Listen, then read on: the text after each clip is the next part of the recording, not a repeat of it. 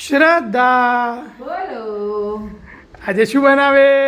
આજે મસાલા સેવ મમરા, જે માર્કેટમાં લાલ કલરના તીખા સેવ મમરા મળે ને, સેમ એવા ટેસ્ટમાં 19-20નો બી ફરક નહીં એવા સેવ મમરા આપણે ઘરે આજે બનાવીશું. એ હું તમને સ્ટેપ બાય સ્ટેપ બતાવીશ. તમે એ રીતે સેવ મમરા બનાવજો. બહુ મસ્ત સેવ મમરા બનશે. તમે માર્કેટમાંથી લાવવાના ભૂલી જશો. તો આપણે કાલે સેવ તો બનાવી દીધી હતી, ઓલરેડી એનો વિડીયો અપલોડ કરી દીધો તો કાલે રાત્રે. અને આ મમરા છે જે મેં ચાળીને લઈ લીધા. 400 ગ્રામ જેવા મમરા છે. હવે બીજું બધું મેં સામાન તૈયાર કરી રાખ્યો. હું તમને સ્ટેપ બાય સ્ટેપ બતાવું એવી રીતે બધું ઉમેરતા જજો ને બનાવતા જજો. બહુ મસ્ત મસાલા સેવ મમરા તમે પણ બનાવી લેશો. તો ચલો આપણે રેસીપી સ્ટાર્ટ કરીએ. તો એના માટે મેં લીધું છે આમચૂર પાવડર. આ છે ઘરે બનાવેલો આમચૂર પાવડર.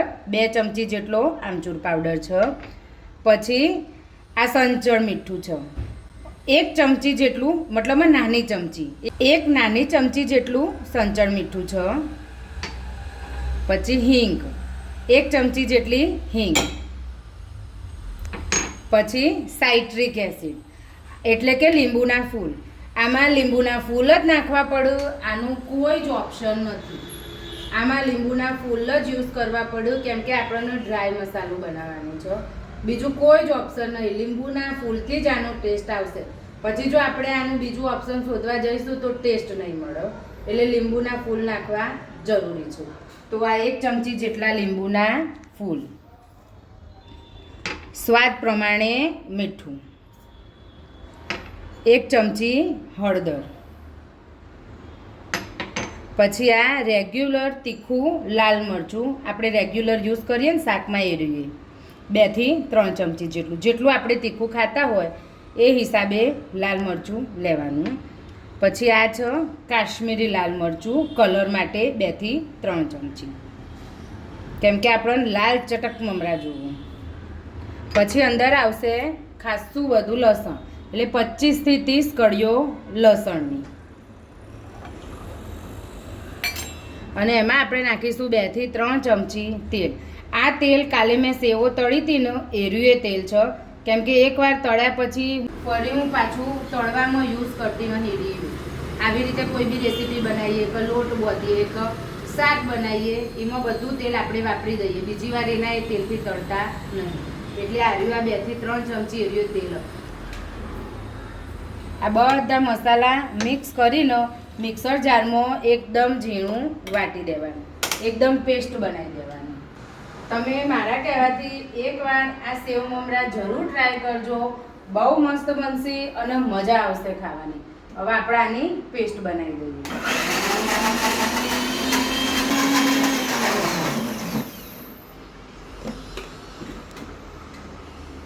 જો આ રીતની પેસ્ટ બનાવી દેવાની. પેસ્ટ વટાશે ને એટલે પેસ્ટમાંથી એ સુગંધ એટલી મસ્ત આવશે ને, જોરદાર આવશે. જો આ રીતની પેસ્ટ બનાવી દેવાનું, એકદમ ઝીણું પીસવાનું. તો આપણી પેસ્ટ રેડી થઈ ગઈ છે. હવે આપણે મમરા શેકીશું. તો મમરા આવી રીતે જ એકદમ સાદા ખાલી શેકવાના છે, તો જ્યાં સુધી કડક ના થઈ જાય. તો ધીમા ગેસે આપણે મમરા શેકીશું.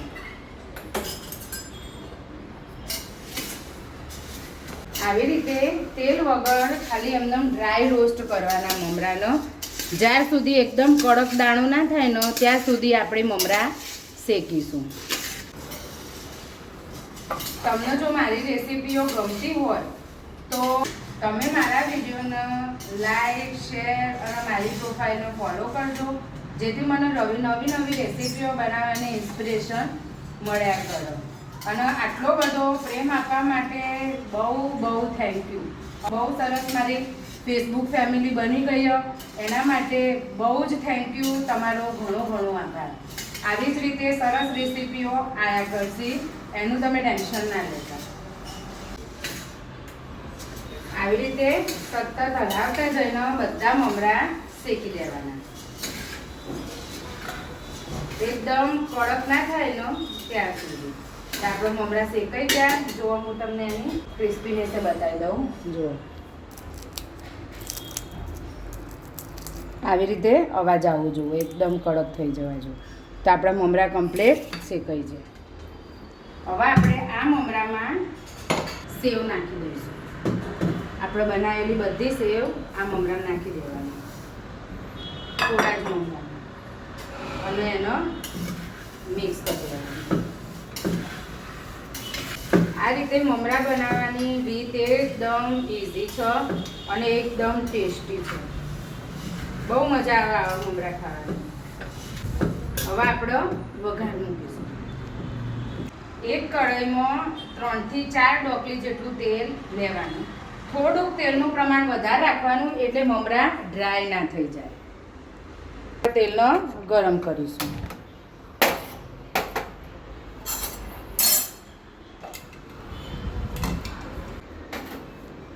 કેટલો સરસ લાલ ચટક મસાલો તૈયાર થયો.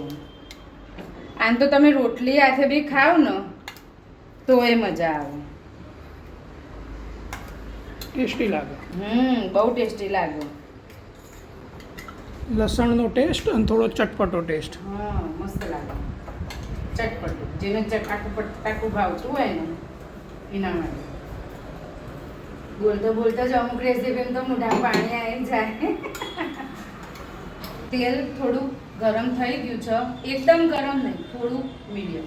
તો આપણે આ મસાલો અંદર નાખી દઈશું અને મસાલો થોડીક વાર ચડવા દઈશું તેલમાં.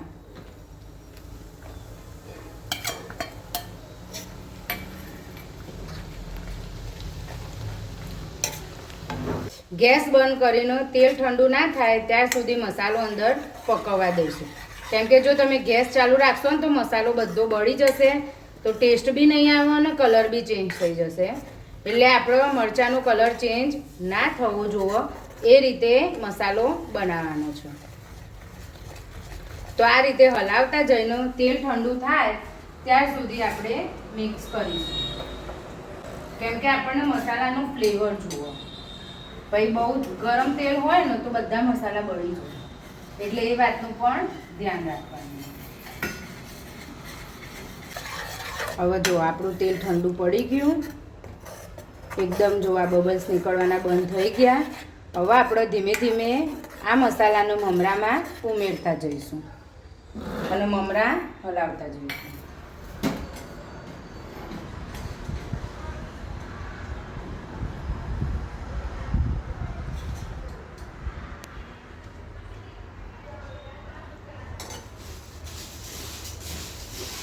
આવી રીતે ધીમે ધીમે થોડુંક નાખ્યા કરવાનું અને મિક્સ કર્યા કરવાનું. નીચેથી ઉપર મમરા લાયા કરવાના.